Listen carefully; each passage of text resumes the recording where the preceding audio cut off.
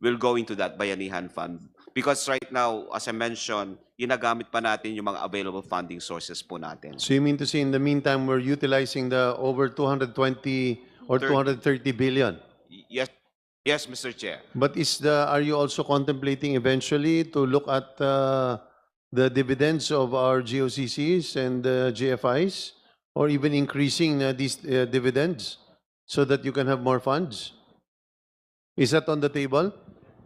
Mr. Chair, I believe the dividends is still at 75% from the usual 50. But are you thinking of even increasing that, considering the extraordinary situation that the country is in? Mr. Chair, we have to review that proposal, but again, we need the GOCCs need some capital so that they can operate and actually get some profit in the next period, sir. So, but right now, as I mentioned, we have already upped the dividends from the usual 50 to 75. When did you increase that to 75? Last year? Last year we did 75, and this year we are also doing 75. So that was in response to the high debt to GDP? What was the impetus for the increase? There must have been a reason. Mr. Chair, one, because of changes in the macro assumptions. As you mentioned, definitely there may be some windfall on certain types of taxes, but it assumes that everything else remains constant. But if the GDP numbers will be lower, then definitely revenues will also be lower. No, but we're talking about last year. Yes, sir. So last year, we experienced some shocks. Given the changes in the macro assumptions, we have to increase our non-tax collections. What were these changes that were not anticipated? Walang naman yan, di ba? Price of oil, foreign exchange. What significant figure were you looking at? Mr. Chair, number one is definitely the growth of the economy last year. So we expected, because of the expected lower growth, we were projecting lower tax revenues, and hence we have to increase our non-tax sources. Okay. Let's now call on our next interpellator, the Honorable Congressman Percy Sendanya of Akbayan Party List. Maraming salamat po, Mr. Chair. Magandang gabi po sa ating lahat. We're on our 8th hour for today's hearing, and on the 8th hour, nagpapasalamat po tayo doon sa mga kasama natin from the executive who have stayed with us. Napakahalaga po ng presensya ninyo. Katatapos lang po ng Kwaresma, 40 days yon. Pero today, meron pong isa pang 40 days na kinocommemorate natin. It's been 40 days since the first attack of the US and Israeli forces on Iran. Pag 40 days po, sanay tayo sa mga Pilipino, nagluluksa, no? At talaga pong nagluluksa tayo para dun sa hirap na dala nito sa ating pong ekonomiya at sa mga kababayan natin dito po sa ating bansa at yung mga nasa abroad. Unahin ko na po yung mga kababayan nating nasa abroad, lalo na po sa Middle East. And this question is directed to the DMW Secretary Hans Kakdak.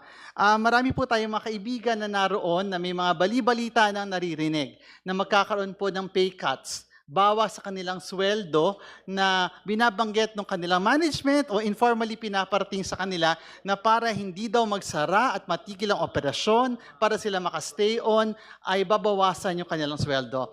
While most of our attention are focused on repatriation, mahalaga pong pag-usapan natin paano naman yung mga hindi pipili ng repatriation at mananatili po doon sa kanila pong mga trabaho. Ano po ang rekurso nila kapag may ganitong sitwasyon? At kung nabalitaan niyo rin po ba ito, Secretary Kakdak? Yes po. At we already foresaw this scenario. Nakita po natin na yan nung COVID at nakita rin na rin po natin ngayon. Nakita natin din ito mula nung inatake ng Hamas ang Israel noong October 7. So, we have come prepared. Mula po nung unang araw na binigyan kami ni Pangulong Marcos ng instruction ni Secretary Tess Lazaro na pangalagaan ang kapakanan ng OFWs on-site. Hindi pa ho repatriation nito, iba pa hong usapin. As you mentioned, dear Congressman, meron na ho tayong on-site services. At ang isa dito, pangunahing on-site service is financial assistance for those whose work is or will be disrupted. Kaya't meron na tayong financial assistance na napamahagi. 4,079 po ang nabigyan natin, 7,282 ang application, so that's a 56% batting average. And we are determined to process the remainder of around 44%. Pero sa ngayon po, 4,079 had received the financial assistance. Sila po yung cases, hindi po lahat entitled dito, sila po yung cases na may work disruptions. And indeed, meron po talaga tayong reports na nakukuha, more particularly sa hospitality sector. Merong mga cases na nababawasan ng shifts, nababawasan ng working hours, na sila'y binibigyan na ng mga days off, at meron pang ang kaso na mga pinayuhan na na mag-leave. At kabilang nga po sa mga nare-repatriate natin itong mga cases na ito. Imbis na nandun sila nakatenga, ay umuwi na po muna sila.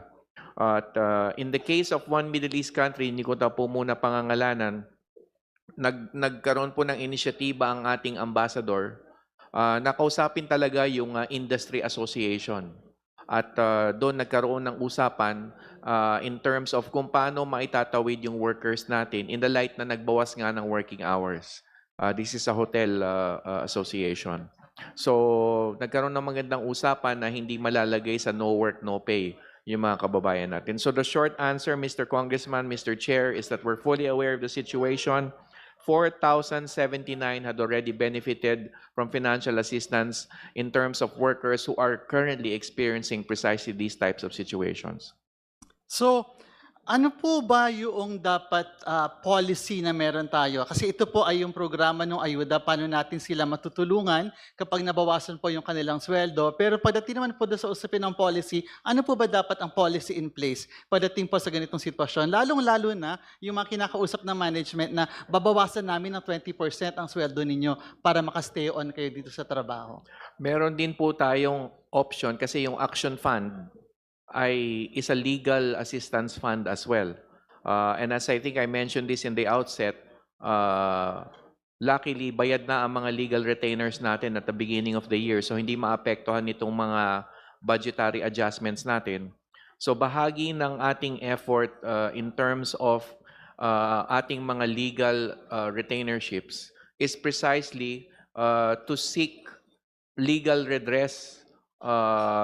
So pupuntahan o dudulog sa mga labor tribunals or labor ministries ng kanya-kanyang host governments to precisely seek advice or inquiry or resolution ng mga ganyan types of situations. Kasi may mga contractual stipulations na dapat ay merong guaranteed amount of pay. Yeah. Ngayon, kung itong particular events na ito, let's just be clear na nobody expected these types of situations itong huling 5 linggo. So, meron tayong pagdudulog sa respective labor ministries ng host countries as to the legality of these types of actions. So, meron pong legal support in terms of how we can seek redress based on the labor laws and the labor contracts ng mga workers natin. Mr. Chair, Mr. Secretary, marami po ako nakausap ng mga OFW na pumayag po sa kondisyon na bawasan yung sweldo nila para lamang makatuloy sila doon sa kanilang trabaho. Ang fear po ng ating mga kababayang ito ay paano kung mag-normalize sa situation? Ano daw po ba yung pwede nilang maging guarantee or assurance na babalik sila doon sa kanilang contractual salary pag nag-normalize sa pumuli ang Yes, situation? then yun nga po, duduktungan ko lang po yan nung nabanggit ko na there will be legal support for them. May matatakbuhan ang mga workers natin in terms of number one, legal support. Pwedeng idulog sa respective labor ministries and to be fair, lahat ng countries involved dito have very strong labor laws and labor ministries that can support them. Kailangan lang talaga ng legal support and assistance ng ating mga workers. And number two, yung nabanggit kong ehemplo, nung ginawa ng isang ambassador at labor attaché natin sa isang bansa, kung saan nagkaroon ng dialogo. Kasi minsan pa, dialogo can be also an effective means in contrast to, say, a more adversarial, legalistic approach. So, dalawa po yan. Ang pakikipag-usap ng mahusay sa employers or employers association through the labor ministries and or seeking redress with the respective labor ministries consistent with the labor laws of the host country and the contracts which the workers and their employers sign. Thank you very much, Mr. Secretary, Mr. Chair. Dito po sa sitwasyong ito, ang masasabi po natin, sana po ginagawa ng lahat ng ating mga ambassadors at ng ating pong labor attachés doon sa iba't ibang bansa sa Middle East, yung ganito pong mekanismo. Pero I know kung saang bansa po yung sinasabi ninyo na nangyari ito, and our commendation to the ambassador in this country. Marami pong salamat, Mr. Secretary Hans Kakdak. Tabi naman po ako sa mga issue ng mga kababayan natin dito sa Pilipinas. Kilala naman po ng lahat si Marites, no? Madalas po tinatanong ng mga tao, lalo na po pag malapit na magmartes, yung Marites ay ano ba ang latest na presyo ng bilihin? Ano na po ba ang latest na pagtaas sa presyo ng langis? Pero may bago po tayong karakter ngayon pagkatapos ni Marites, si Marie Chris po. Si Marie Chris po ay mare may krisis. At yan po ay ramdam na maraming mare sa mga tahanan at sa mga karinderya sa atin pong bayan. Kaya nga po, natutuwa ako na banggit na kanina yung usapin ng LPG. Dahil ito po, may krisis talaga, may krisis tayo. Kaya I would like to ask the DOE family, ilang araw na lang po ba yung ating supply pagdating po sa usapin ng LPG? As of Friday last week, which is the reckoning palagi every Friday, we have a 33 days supply. The minimum inventory requirement in the normal times is only 7 days, according to the rules. So 33 days. No? And I understand, batay din po doon sa nabanggit kanina ng ating chairperson ng Committee on Appropriations, and looking at also doon sa key messages for Congress ng DOE, yung pong 8 billion na supplemental budget. Pero medyo na-confuse po ako while listening to your explanation. Ito po bang 8 billion solely for LPG? Mr. Chair, no, like I mentioned earlier, developing yung situation, so there could be allocation as well for diesel.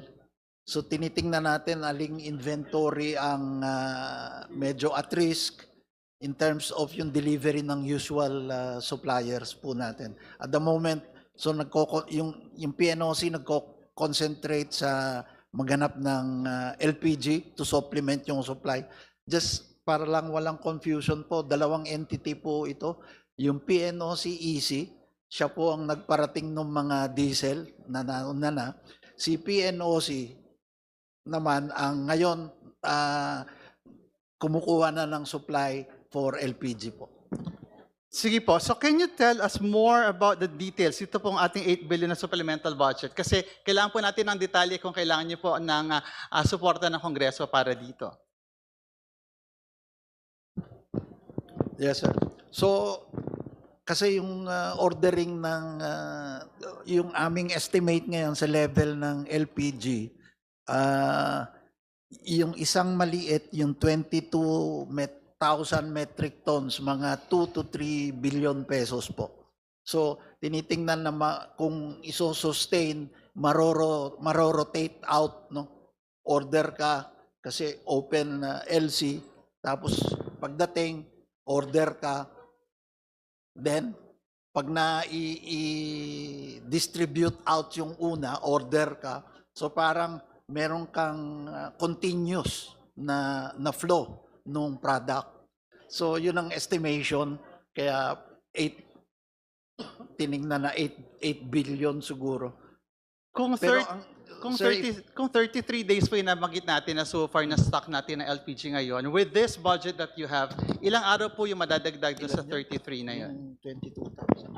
Mr. Chair, hindi naman ibig sabihin mauubos ka agad ng 8 billion kasi ang initial plan is just to by around 22,000 metric ton in accordance din dun sa available na storage kasi nakikigamit tayo, no? Unfortunately, we have like the SPI owned by Congressman Arnel who offered the storage. So, ang estimate ho dyan, ngayon kasi ang contract price ng Saudi Aramco is around $785 per metric ton. Mr. Chair, nung March, that's only 541.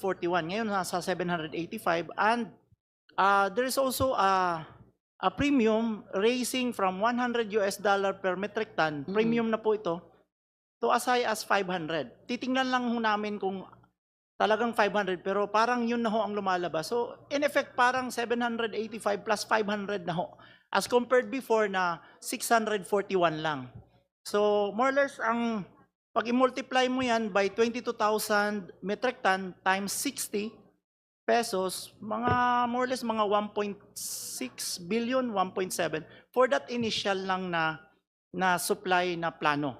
So, hindi ubus ka agad yung 8 billion. But I think the intent of the Secretary of getting the fund is for it to be ready at any time. Kasi, Mr. Chair, if you notice, yung LPG natin was way below. Before, it used to be just 28 days supply. It's good that the 7 importers have responded dun sa palaging meeting namin ng Secretary with them na bilisan nyo, dagdagan nyo. At ngayon nga, fortunately, even after 4 weeks, tumaas pa tayo into 33 days supply. So, I think the point of the Secretary is just making sure also that the government is contributing to beefing up our supply on LPG. Kasi yun ang mahina, Mr. Chair. Ang diesel is at 47, at LPG is at 33. Mukhang hindi gaya ng gasolina, nasa 50 plus above ang supply natin. Mukhang ito talaga ang tinututukan na we really have to have comfortable supply. Salamat po. Usapin po ito ng supply. Tawid naman po tayo sa usapin ng presyo. Tapos balik tayo mamaya doon sa interplay ng dalawa. Gano'n na po ba ang tinaas ng LPG as of today, April 8? Mr. Chair, again, nung March, we're looking at a per kilogram of 75 pesos. Umakyat po ito nung April at 103 per kilogram. Because basically, umakyat ho ang imported price from $541.5 per metric ton to 785. With premiums before, yung 541, mayroon 100 na premium. Ngayon daw, umaabot na ng 500 ang premium. So over and above of the 785. So, yun ho ang malaking cost ng pagtaas ng price. So magkano po ang tinaas? Halimbawa, for an 11 kilogram tank? Ngayon, per kilogram ho, ang nakita namin is at around 29 pesos per kilogram ang tinaas po. So for an 11 kilogram tank, you're looking at around 300 or more than 300 pesos. Tama po ba? Well, yes, mga 300, tama ho. Okay, sige po. Yeah. So kanina po, pinag-usapan natin yung supply at tinitinan ko rin po yung taas ng presyo ng LPG ngayon na problema talaga ng maraming nanay at mga karinderya sa amin sa Cruz ng Ligas. Ito po bang pag-buffer natin in terms of the supply side, will this also influence pricing? Well, if we again go to the intent of what is planned for liquid fuel na merong gusto kasi ni SEC na discounted, then in the same manner, LPG would have to be most likely. Hindi ho akong mag-decide, but yun ang plano sa liquid, then most likely ganon din ho ang plano ng LPG. So kung may ganun din pong plano for LPG, ilang porsyento po kaya yung tinitingnan natin? Because we need to know, you're asking for supplemental budget. Kailangan po namin malaman magkano ang magiging ganansya dito in terms of discount at pas pababang presyo para sa ating mga kababayan. Well, 22,000 metric ton times 1,000 is like 22 million kilograms. We have to have the number. Divide Sige na po, lang natin. pakisabit na lamang po sa komite. Apo. Kasi po, Sige eventually, pag-uusapan Apo. namin yung Yeah. inyong 8 billion supplemental budget. Yes. So Okay. we Sige po. Mr. Chair, with your indulgence, we would like to ask the DOE to submit this computation. Last point na lamang po, yung usapin naman po ng ayuda, no?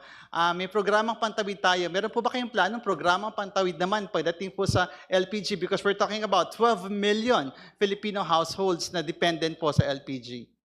Well, Mr. Chair, yung kaya hong diktahan ng government is the one that is procured through PNOC.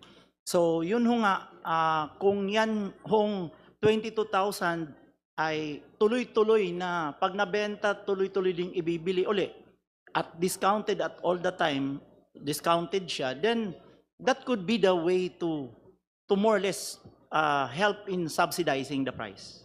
Again, we'll wait for your submission. Thank you very much, Mr. Chair. Just a very quick last point. Go ahead on your last point, About Kong an Percy. earlier issue mentioned by the chairperson of the Committee on Appropriations, padating po sa usapin ng aligning yung pong ating ayuda para sa ating pong mga fisher folk. Sa ngayon po, 3,000 ang tinatanggap na fuel subsidy ng mga fisher folk natin, samantalang po ang mga drivers natin ay 5,000. At kung titignan po natin, mas vulnerable ng dihamak ang ating po mga fisher folk. Kaya po, let us put on record, ang akbayan po, nag-file ng isang House Resolution 888 na dapat po i-align na natin to 5,000 pesos, yun pong fuel subsidy para po sa ating mga kababayang fisher folk. Marami pong salamat, Mr. Chair.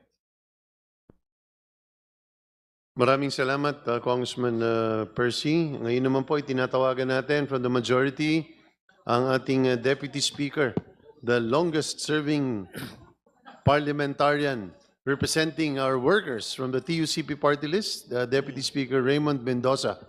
Mayong gabi, Ibay. Mayang gabi, and also the longest in waiting in the committee.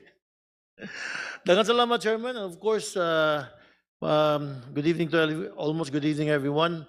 And to my former seatmate, Congressman Nograles, Secretary Kakdak, good job, sir. Ito lang, it's more manifestation, Mr. Chairman.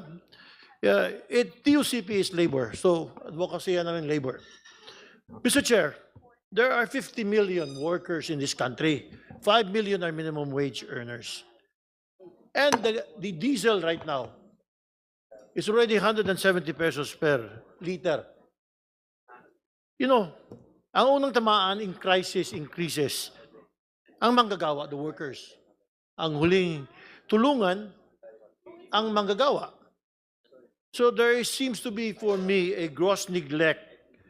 Well, no gross neglect. The workers of this country is not really, and it's addressed to the economic managers, na talagang, it's not a priority. And that has been the problem here. In fact, March 17, TUCP has called for a national emergency in all social media, and even in media. March 18, Claire Castro said, rejected it. Sabi na, fear-mongering. She does not even know that we are in crisis. But March 24, nag-issue ng EO 110, declaring not full emergency, but what is this? State of national energy emergency. The point, Mr. Chair, even in EO 110, DOLE is not included. I don't know why. And DOLE is not here. And you talk about livelihoods, and you talk about workers. Pati yung economic managers, wala. So, again, workers are not a priority in this administration. In fact, since 2022, no consultations were made for the labor. You know, Secretary Kakdak, you're DOLE dati, di ba? I don't want to put you in a position, but in the previous administration, Duterte's administration, 3 to 4 times in 10 months. In other administration, kay Aquino, GMA, etc., there is at least the importance of the manggagawa, and look at what is happening now. I don't want to say it, pero pangit. But what is TUCP doing? Because walang government support, we talk to each other with our partners.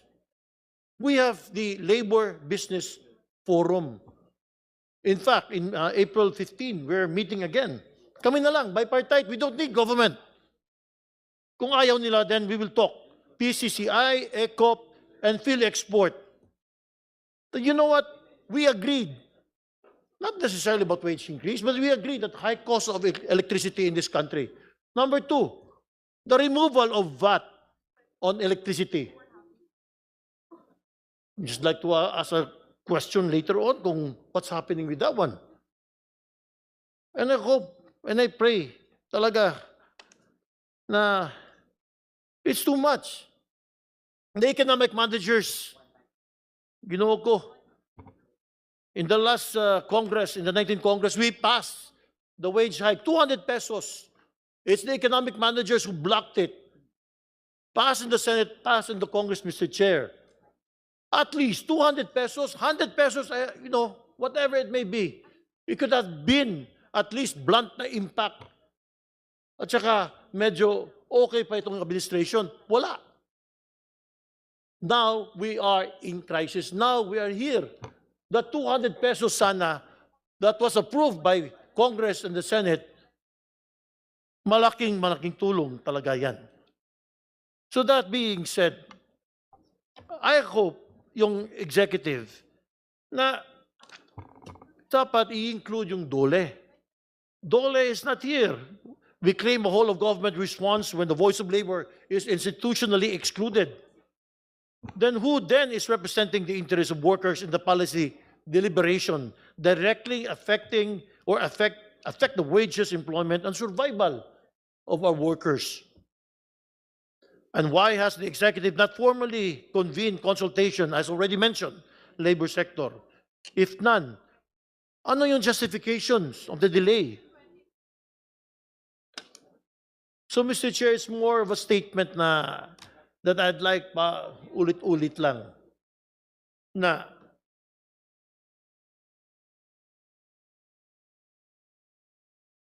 you have every peso earned of our workers afford less food, less transport, less dignity. Minimum wages are already starvation wages, survival wages na yan eh. And yet, they continue to shrink in real terms. Kaya hindi naman pwedeng presyo ng lahat ay tumaas na. Sweldo na lang ang hindi.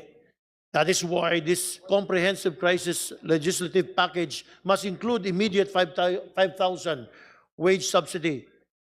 In the Senate, they're saying also 1,500 wage subsidy to provide urgent relief and stabilize household consumption. A substantial 200 peso legislative wage hike. Madali lang sana. And I call on the chairman of the labor of the Committee on Employment na i-table na natin, of course, the speaker. I-table na natin yung legislative wage hike, especially for over the 5 million minimum wage earners in this country. Mr. Chair, once again, I call on, last lang, everyone, last call. And Labor Day, malapit na. Mag-rally naman tayo. Consult labor. You've consulted every sector but not labor. What is happening? And no one can even answer that. Much less that, where is our Secretary of Labor here? Daghang salamat. Thank you, Mr. Chair. Thank you, Mr. Chair. We recognize it's something very close to the heart of DS Mendoza, something he's been fighting for even when we were young lawyers. So please be assured that the absence today of DOLE is not in any way intentional. We clustered all the departments based on the discussions. In fact, the DSWD is likewise not here, considering the importance of that department. But they are going to be the stars this coming Monday. I just hope and also ask that the executive gives importance to the very words that you have said in relation to always including labor, considering that they're the most severely affected by a crisis like this one. Thank you, Mr. Chair. Last, Mr. Chair, thank you very much for those kind words. In fact, yun lang. We always just consult the labor sector. Yun lang yung importante. I don't know what's wrong with this administration and they have not done that. Once again, previous administration, they've done that all the time. Labor Day, so I expect this coming Labor Day, expect nothing. So, elaborate na lang itong kay Congressman Eli. Ikaw na. Maraming salamat, Deputy Speaker. We now call on the member of the minority as if this is